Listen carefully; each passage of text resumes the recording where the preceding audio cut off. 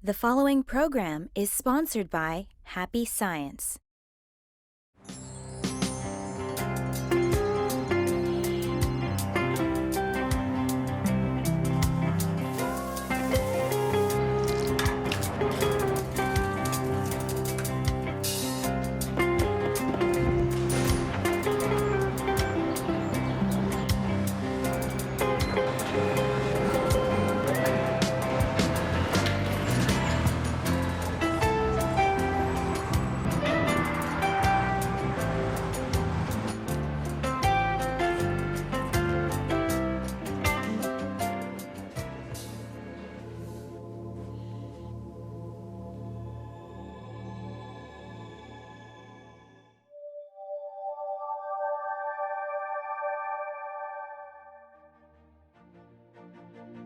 Hello, and thank you for accepting our invitation to happiness.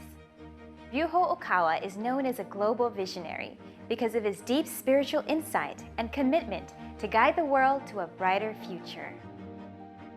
To accomplish this, he founded Happy Science Group in 1986, which is now a global movement in over 100 countries.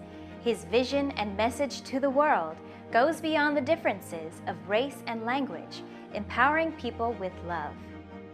Together, in this 8-part series, we will explore practical ways on how you can be happy and how you can take part in creating happiness as a society. Perhaps some of you may wonder, now more than ever, whether there is a God out there. The amount of pain and suffering in the world may leave us wondering and feeling hopeless at times. Is He listening? Materialism and atheism is on the rise, and it doesn't help to know that evil is too. Is there perhaps a connection? Today's program will be more of a macro perspective on life, exploring God's presence amidst the chaos. Can we understand the will of God as people of planet Earth? Or will we continue to fight for who's right or wrong? Before we go any further, let's ask the people in New York if they believe God is listening. He always is. Always. I know He is. All the time, of course. He's always listening. Yes, I think he's or she is aware of everything. And the question is, are we aware of what He knows we could have? Peace on earth, heaven on earth.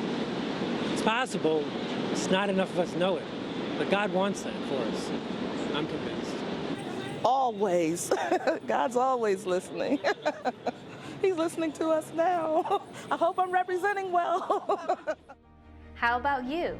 Do you think God is listening? Let's watch a lecture from Okawa that gives some new perspectives on the will and existence of God. You're all probably aware that the book, The Laws of Justice, has been published as the year comes to an end. I believe this book will become the North Star and the power that will guide this country next year. I'm currently preaching what the world needs. The world needs someone to teach the people what is right. Currently, various religions across the world are causing chaos. There's even religious war going on at certain parts of the world. In other places, there are battles between religion and atheism or materialism. There's never been a time as important as now to teach what's true.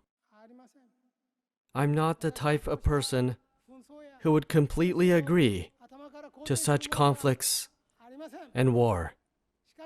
However, if the reason why they're causing such conflicts is because they don't know what is right, then my job is to teach them this. That is what I believe. If the one who's been leading humankind since the beginning of the heavens and the earth indicated, think about this problem in this way. The future lies in this direction. And if everyone agreed to it, then worldly and trivial matters would disappear. What we must indicate now is the following. We must let many people know that the spiritual power of enlightenment is something that goes one level above worldly things, such as academic righteousness or researchable righteousness. We must let them know now that a higher level of righteousness exists above scientific and journalistic methods or the modern principle of determining the truth after doubting, and more doubting. Right now, all of you have a very, very important job to do. What is this important job? There needs to be a reason in establishing or preaching the laws of justice. The reason why I preach the laws of justice now is to build the world we can believe in. We have the right to live in the world that we can believe more in. Only believing in things that can be seen, touched, or that have to do with our body is a very sad thing.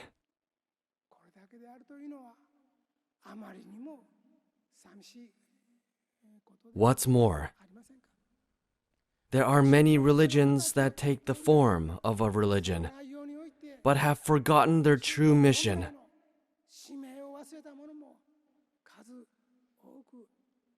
For example, a very difficult problem lies in the issue of Islam. Of course, the majority of the world supports the airstrikes, and I believe this will end the war. However, although they're Christian countries, they're not following the teachings of Christ. They're following the rules that humans made in this world. On the other hand, the people being attacked are believers of Islam. Bombs and missiles fall on people who are praying towards Allah. How does God see this? It's natural for human beings to think of this question. Please keep in mind a premise concerning this. Don't see everything as if it concludes within this world. This value system is what is missing, even in many religious areas across the world. The world has become too convenient. The world has become wealthier. This is why there's heavy emphasis on materialistic inventions, materialistic science, practical studies, and practical work theory. Looking at faith, Christianity exists only at churches. Islam repeatedly continues to fight in primitive ways, shedding much blood, just as the founder, Muhammad, and his successors did in establishing the religion. What's their purpose? They must think about this again. Many battles were fought when Moses led the Exodus and reached Canaan. Much blood were shed when Jesus conducted his activities centered around what is now Israel. Rome was causing many wars at the time too. Islam was founded 600 years after that. Even then, many battles were fought between the same tribe. Then, a new religion was established and older gods were destroyed. Many things happened. If you look only at the worldly phenomena, it's understandable for some people to think they would be much happier not believing in a religion. However, I dare say unto all of you, it's definitely true that there were people in the ancient times, such as 3,000, 2,500, 2,000, and 1,400 years ago, who heard the voice of God and preached the teachings. But you must keep in mind that the ones who heard the voice of God heard it in their own perspective. They heard the teachings and spread them in their own position for the good of their own people, as a prophet or Messiah of a country or a tribe. Now, the world is larger, transportation is minute, and communication can reach the other side of the world. Many people don't think that God preached the teachings mainly for their own tribe, people, or ethnic group. Instead, they interpret the phrase, "You shall have no other gods before me," to mean different things. They think it means believe only in our tribe's God, or the God that leads our tribe or ethnic group is the only true God.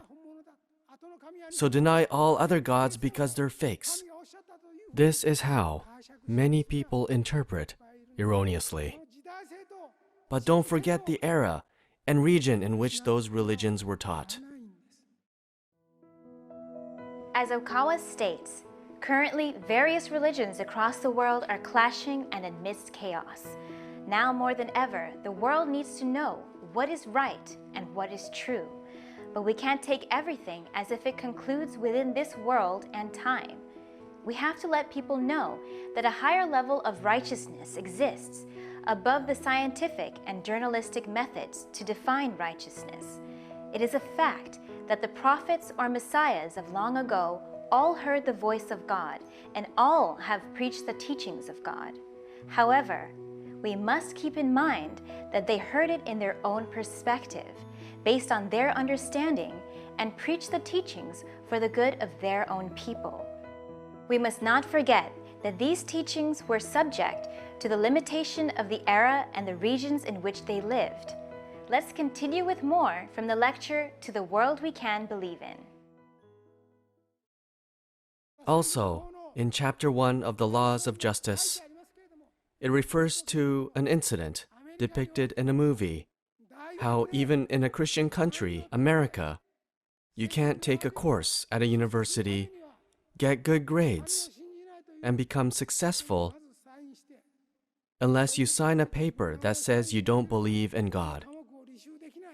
This is shown in a movie where there's a course everyone is required to take, and a Christian student goes against signing a class contract because he can't write "God is dead." From there, he debates with the professor. I wrote about this in the book. Even in America, this is the current state of academics. Especially in science, there are many cases where it completely overturns the teachings of Christianity. For example, Professor Stephen Hawking, theoretical physicist, denies God. He says he can't believe that God created the universe. Richard Dawkins says that the true identity of the soul is the DNA. He says that DNA reincarnates and transfers from the parent to the child, and from the child to the grandchild. He says that this cycle of DNA itself is a reincarnation of the soul. It's so foolish that it's ridiculous. However, at universities, if you don't believe in this and write this as your answer, you won't be able to graduate as a top student or get a job. Even in a Christian country, this is becoming the mainstream. That's why there are battles happening everywhere. Some are told it's fine to have belief at the church, it's fine to have belief at home, but this is a university, so don't bring your faith. Don't bring anything that has no proof, and they're asked to sign a paper before they take the course. This is done to teach agnosticism or atheism. Majority of philosophers in this age are atheists, so in order to teach their ideologies, they need to have their students write that they deny God. Then, they get A's and proceed to higher education, get a good job, have a good marriage, and build a happy family. Would this ultimately bring them true happiness? Could you truly be happy by living in ways that go against the truth? Do you really think you deserve respect or are praiseworthy for leading a life, having scientific knowledge, or receiving education by being arrogant enough to deny God? Whether it's the world's top class and prestigious university, what's wrong is wrong. A lie is a lie. I'm saying there's a limit as to how far you can go on teaching things that shouldn't be taught. Please know that this doesn't mean faith is behind and education is ahead. Academic studies may be done using parts of our brain. But faith is something you accept wholeheartedly and feel through your senses.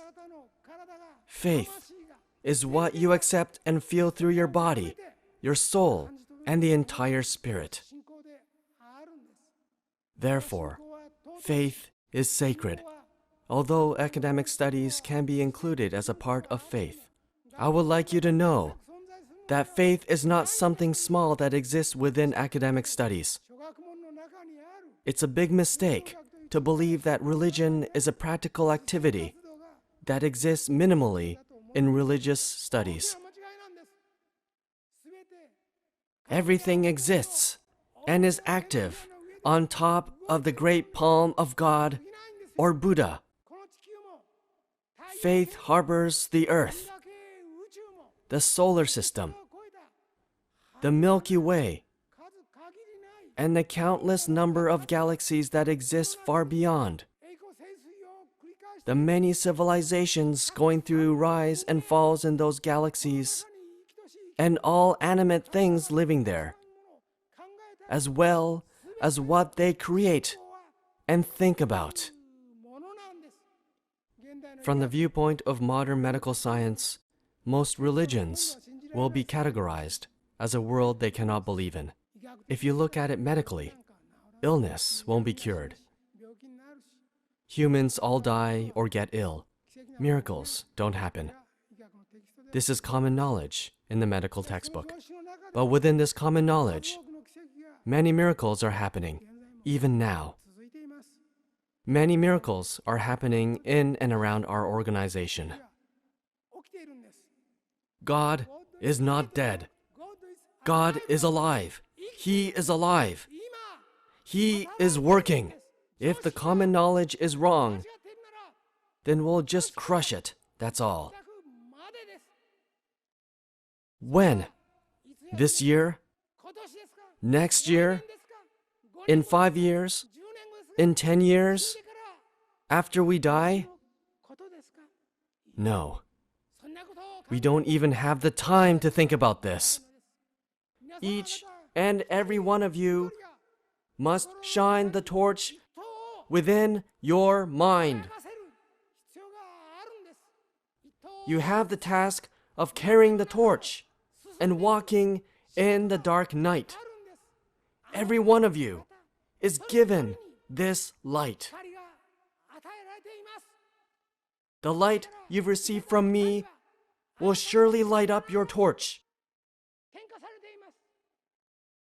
with that light as your guide, please continue to move forward in the midst of the dark night. There will be no end to your work until you light up all the darkness in the world. There are people starving in the world. There are people suffering from illness. There are people going through many hardships. There are such sufferings, hardships, and adversities. But that doesn't mean God doesn't exist. God is needed because there are so many people living in such hardships, and God does exist.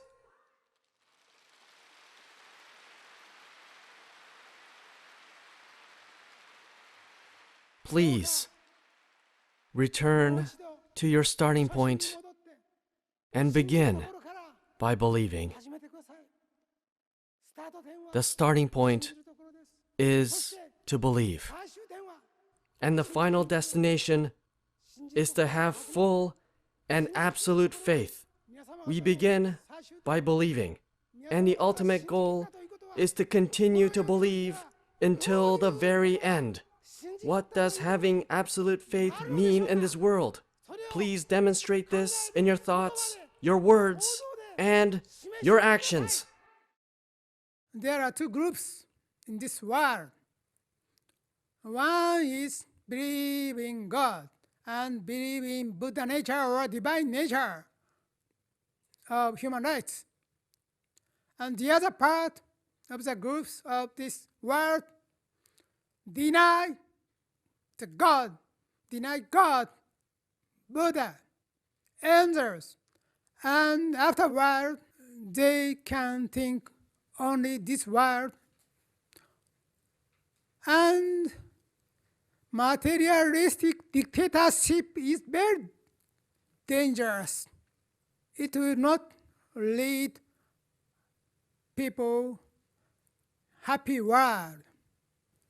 So I want to say the United States of America should be the United States of America. America should be America. America should do like Americans have been done. These countries depend on decision of the Mr. President of the United States. So they or he must be a decision maker of the world. They must keep world peace, world justice. I just want the people of the future become happier and happier. In my dream,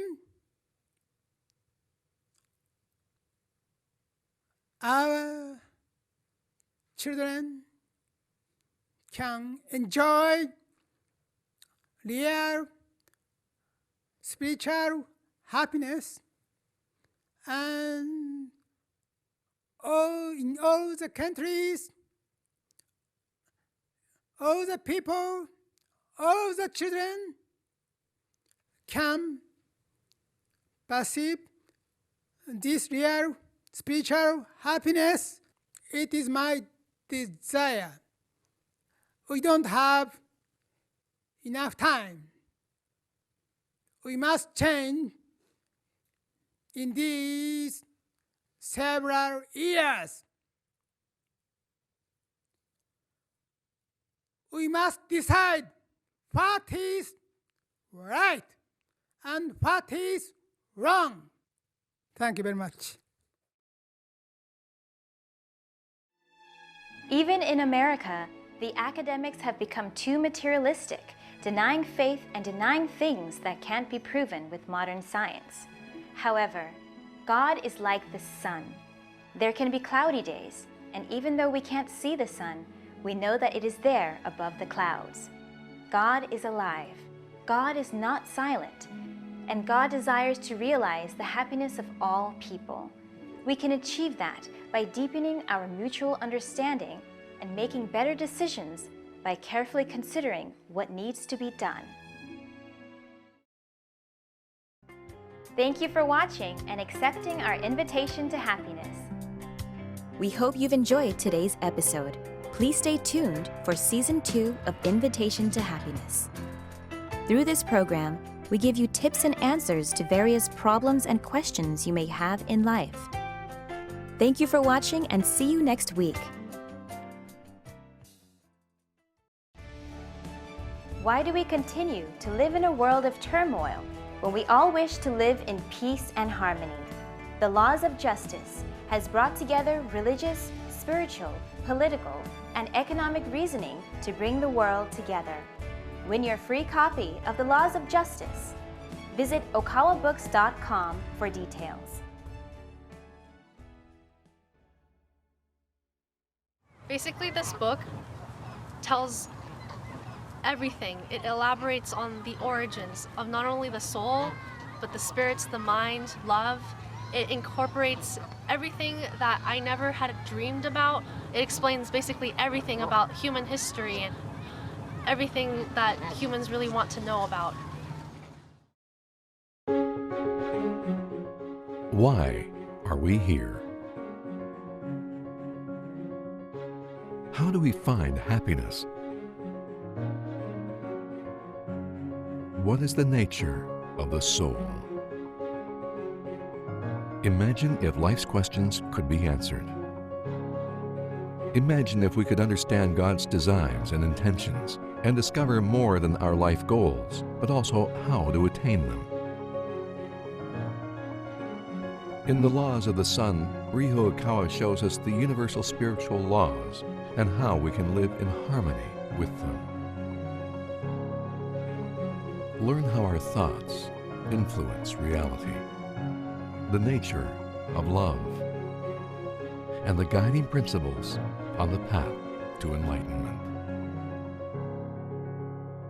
This is a book with answers to life's questions for all in search of spiritual growth.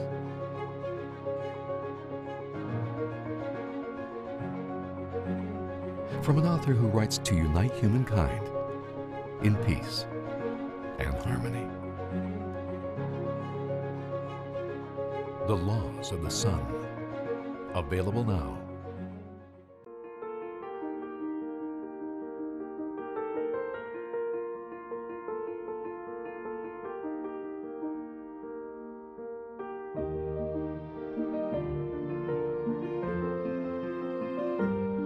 The preceding program was sponsored by Happy Science.